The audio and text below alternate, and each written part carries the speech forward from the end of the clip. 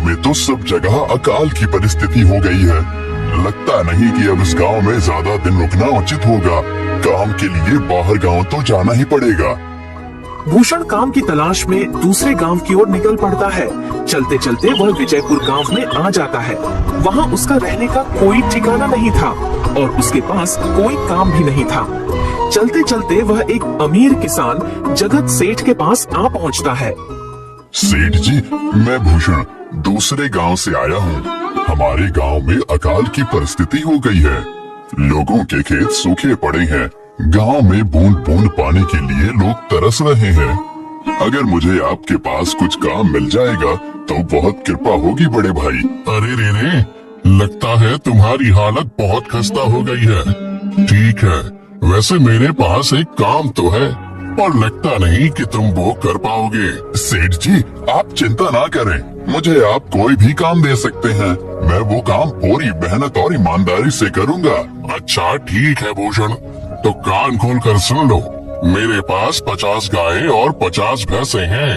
तुम्हें हर रोज इन जानवरों का गोबर निकालना होगा और रोज सुबह शाम उन्हें चारा पानी देना होगा। महीने के आखिर में तुम्हें इस काम के लिए 200 रुपए मिलेंगे और हाँ, 2 वक्त का खाना भी हमारी तरफ से मुफ्त दिया जाएगा। बोलो, क्या तुम ये काम कर पाओगे? अरे बाप रे, 50 गाय और भैंसों को संभालना आसान काम नहीं है। पर अब मैं कुछ कर भी तो नहीं सकता और ऊपर से सेठ जी 2 वक्त का खाना भी दे रहे हैं। ठीक है सेठ जी, मैं ये काम कर लूँगा, पर एक विनती है। हाँ बोलो भूषण, क्या बात है? सेठ जी, अगर आपको समस्या ना हो तो क्या मैं आपके गायों के साथ गौशाला में रह सकता हूँ? सेठ जी, मैं इस गांव में नया हूँ। मेरा रहने का कोई ठिकाना नहीं है। जग्गा सेठ थोड़ी देर तक सोचता है और भूषण को ऊपर से नीचे तक देखने के बाद उससे कहता है, ठीक है भूषण, तुम गौशाला में रह सकते हो। जी धन्यवाद सेठ जी। तब से भूषण गौशाला में रहकर अपना काम करने लगता है। वह रोज जल्दी उठकर गाय और भैंसों का गोबर निकालता, उन्हें चारा डालता और समय पर पानी भी पिलाता था। हर रोज भूषण अपना काम ईमानदारी और पूरी मेहनत से करता था। जगत सेठ को भी भूषण का काम बहुत पसंद आने लगा क्योंकि वह अपना काम सफाई से करता था। एक दिन जगत सेठ भूषण को बुलाकर उससे बोलता है, भूषण, मुझे तुम्हारा काम बहुत पसंद आया है। तुम गाय और भैंसों का अच्छा ख्याल रख रहे हो, इसलिए दूध की गुणवत्ता भी बढ़ गई है और गायें पहले से ज्यादा दूध भी दे रही हैं। इसलिए मैं आज से तुम्हारी तनख्वाह बढ़ाकर पूरे 400 रुपए कर रहा हूँ। आपका बहुत बहुत धन्यवाद सेठ जी। कुछ दिन ऐसे ही बीतने लगते हैं। भूषण जगत सेठ के पास बहुत मेहनत और ईमानदारी से काम करता है। धीरे धीरे भूषण के पास अच्छा खासा रुपया जमा हो जाता है, जिससे वह अपने लिए छोटा सा रहने लायक एक कुटिया बनवा लेता है। उस गौशाला में सोकर तो नाक से गोबर की गंध अभी भी नहीं जा रही। अब आखिरकार मुझे अपने घर में चैन से सोने को तो मिलेगा। तब से भूषण जगत सेठ के पास गौशाला में काम करने आता और 2 वक्त का खाना खाकर अपने घर सोने के लिए चला जाता था। कई साल ऐसे ही बीत जाते हैं। भूषण की मेहनत के कारण उसके पास अच्छा खासा रुपया जमा हो जाता है। एक दिन भूषण जगत सेठ से बोलता है, सेठ जी, आजकल गांव में चोरी की समस्या बहुत बढ़ गई है और मेरे पास कुछ रुपए भी जमा हैं जो मैंने अपने घर में रखे हुए हैं, पर मुझे उन पैसों की चोरी की चिंता हो रही है। आपको तो पता है कि मैं दिन भर आपके पास ही काम करता हूँ और सिर्फ रात में ही घर सोने जाता हूँ, इसलिए मुझे रोज उन पैसों की चोरी की चिंता सताती है। हाँ भूषण, तुम बात तो बिल्कुल सही कह रहे हो। आए दिन गांव में नए नए चोरी के किस्से सामने आ रहे हैं और दिन भर तो तुम्हारा घर खाली ही रहता है, तो चोरी होने की संभावना तो जरूर है। जगत सेठ थोड़ी देर सोचता है और फिर भूषण से कहता है, देखो भूषण, ऐसे समय में तो गांव में एक ही जगह है जहां पर तुम्हारा धन सुरक्षित रह सकता है और वो है जमींदार का घर। क्या जमींदार का घर? हाँ भूषण, इस गांव के जमींदार बहुत ईमानदार और दयालु हैं। ऐसा मैंने कुछ लोगों से सुना है और उनके घर पर बहुत सारे पहरेदार भी हैं, तो चोरी होने की संभावना बहुत कम है। तुम अपने पैसे उनके पास रख सकते हो। अच्छा, ऐसा है क्या सेठ जी? ठीक है, फिर आज ही मैं जमींदार जी से मिलकर बात करता हूँ और उन्हें अपनी समस्या बताता हूँ। उस दिन भूषण जमींदार जी के घर उनसे बात करने जाता है। तुमको कहाँ अंदर आए जा रहे हो? वहीं रुक जाओ। जी जी, मुझे जमींदार जी से मिलना है। मुझे उनसे कुछ काम है। क्या काम है तुमको उनसे? मुझे जरा बताओ। जी, मुझे कुछ पैसे रखवाने थे उनके पास, यही काम के लिए आया था मैं। अच्छा ठीक है, तुम अंदर जा सकते हो। नमस्ते जमींदार जी, मैं भूषण जगत सेठ के यहाँ काम करता हूँ। कुछ साल पहले ही मैं दूसरे गांव से यहाँ आया हूँ। अच्छा भूषण, बोलो तुम्हारा क्या काम है मेरे पास? जमींदार जी, मैं सालों से जगत सेठ के पास काम कर रहा हूँ और मैंने कुछ रुपए भी जमा कर लिए हैं। पर बात यह है कि गांव में चोरी की समस्या बहुत बढ़ गई है, तो मुझे अपने रुपए घर में रखने से डर लग रहा है। अच्छा, कितने रुपए जमा किए हैं तुमने? जमींदार जी, यही कोई 5 से 6 हजार रुपए होंगे मेरे पास। वाह, ये तो बड़ी रकम है। मैंने आपकी ईमानदारी के बारे में लोगों से बहुत सुना है, इसलिए मैं अपनी रकम आपके पास कुछ वक्त के लिए रखने आया हूँ। हाँ भूषण, तुमने बिल्कुल सही सुना है। तुम्हारी रकम मेरे पास पूरी तरह से सुरक्षित रहेगी।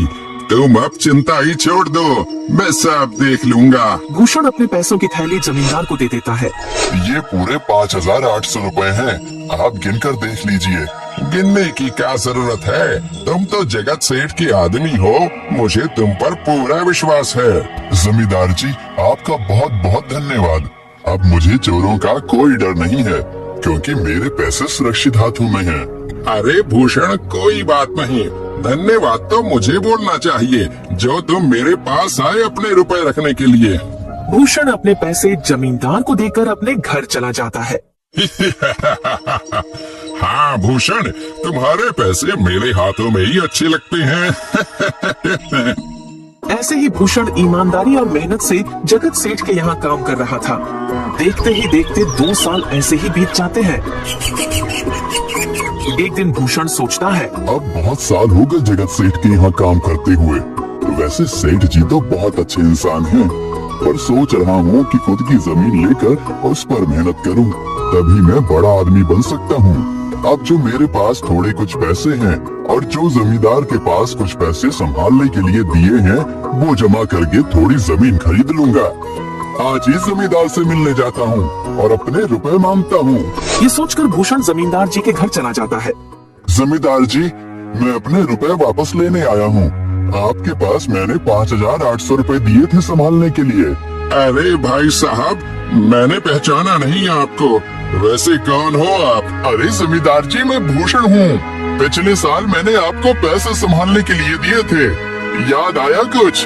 अरे भाई साहब, मेरे पास कितने सारे लोग आते जाते हैं पैसे रखने के लिए, और सभी के साथ मेरा अच्छा व्यवहार होता है। वैसे आपके पास कोई कागजात हैं क्या? क्योंकि मैं हर व्यक्ति से कागज पर ही व्यवहार करता हूँ। किसने कितने पैसे दिए, किसके कितने पैसे रखे हैं, सबका व्यवहार रहता है मेरे पास। जमींदार जी, ये आप क्या बात कर रहे हैं?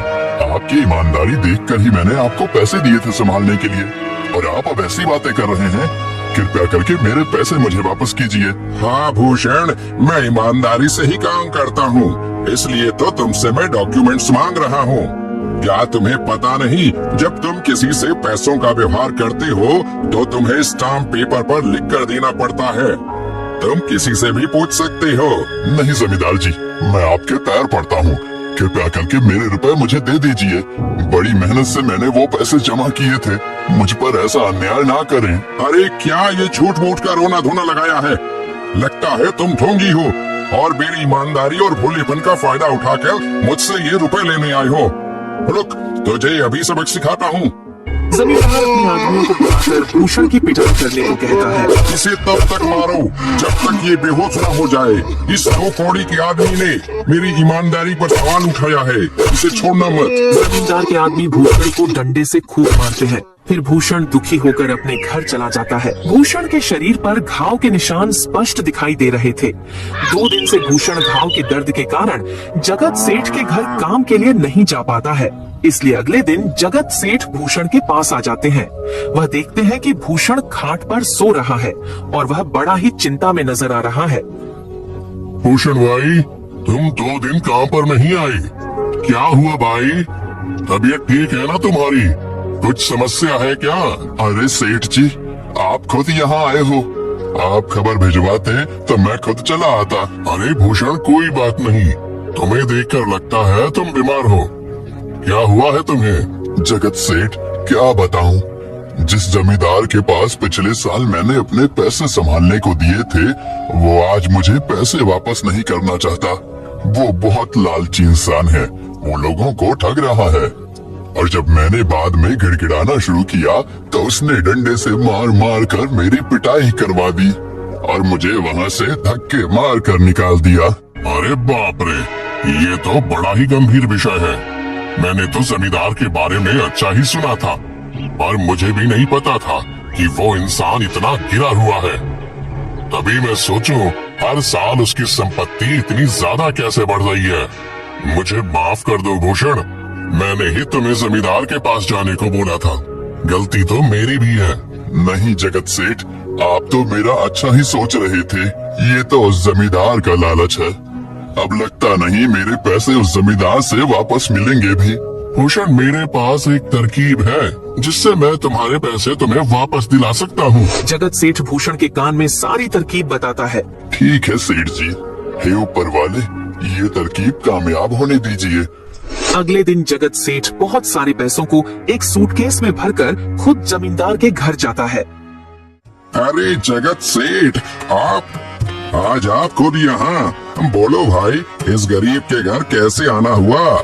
हमारा तो ये सौभाग्य है कि आप जैसे धनी आदमी के चरण हमारे घर में लगे हैं। नमस्ते जमींदार जी। अरे जमींदार जी, आप तो मुझे अब लज्जित कर रहे हैं। वैसे मैं कुछ महीनों के लिए दूसरे राज्य में व्यापार करने जा रहा हूँ। मैं ये लगभग 50,000 रुपए लाया हूँ। मुझे डर है कि कहीं ये चोरी ना हो जाए। क्या आप मेरे सारे पैसे अपने पास संभाल कर रख सकते हैं? आपके सिवाय इस गांव में और किसी पर भरोसा नहीं कर सकता। अरे जगत सेठ, ये भी कोई पूछने की बात है? मेरे पास आपके पैसे बिल्कुल सुरक्षित रहेंगे। आप निश्चित होकर व्यापार करने जा सकते हैं। इस बार तो बड़ी मछली हाथ लगी है। बार बार ऐसा मौका नहीं मिलता। भारी माल हाथ में लगने वाला है।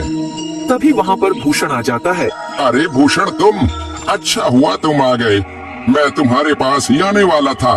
मुझे माफ करना, उस दिन तुम्हें पहचान नहीं पाया। इतने सारे लोग मेरे पास आते हैं तो जरा परेशानी होती है, पर मैं अपनी बातों का बड़ा पक्का हूँ। हाँ रुको, मैं तुम्हारे सारे पैसे अभी देता हूँ। जमींदार भूषण के सारे पैसे उसे लौटा देता है। माफ करना भूषण, मेरे आदमियों ने तुम्हारे साथ उस दिन बदतमीजी की।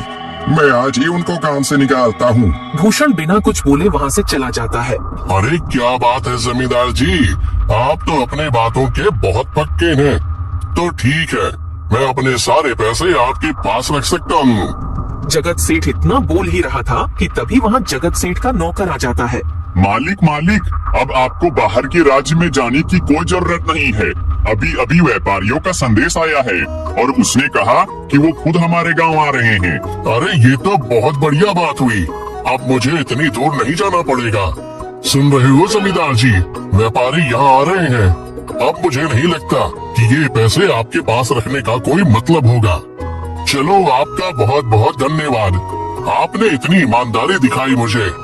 हाँ, पर अगली बार जरूर आपके पास ही आऊंगा। ऐसा बोलकर जगत सेठ और उसका नौकर वहाँ से अपने पैसे लेकर चले जाते हैं। धत तेरी की, ये क्या हो गया? ये 50,000 तो चले गए और जो भूषण के 5,800 रुपए हड़प लिए थे वो भी चले गए। आपका बहुत बहुत धन्यवाद सेठ जी। अगर आज आप ना होते तो मेरी सारी जमा पूंजी वो जमींदार हड़प लेता। भूषण, कोई बात नहीं। जो व्यक्ति मेहनत और ईमानदारी से कमाता है, ऊपर वाले उसका कभी बुरा नहीं होने देते, और जो हराम की कमाई का खाता है उसका कभी अच्छा नहीं होने देते।